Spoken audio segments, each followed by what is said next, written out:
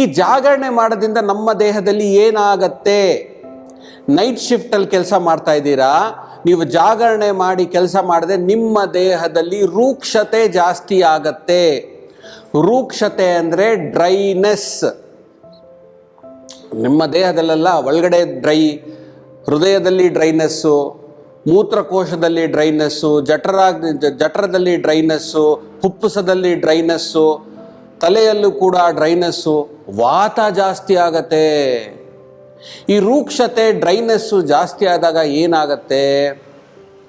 ಬೆಳಗ್ಗೆ ಹೊತ್ತು ರೆಸ್ಟ್ಲೆಸ್ಸು, ಆಂಗ್ಸೈಟಿ, ಸುಸ್ತು, ಬಲ ಇಲ್ಲ, ಸ್ಕಿನ್ನು ಕೂಡ ಡ್ರೈ ಆಗತ್ತೆ, ಪುಷ್ಟಿನೇ ಇಲ್ಲ, ಆಯುಸ್ಸು ಕಮ್ಮಿ ಆಗತ್ತೆ. ರಾತ್ರಿ ಹೊತ್ತು ಜಾಗರಣೆ ಮಾಡೋದು ಆದಷ್ಟು ಅವಾಯ್ಡ್ ಮಾಡಿ.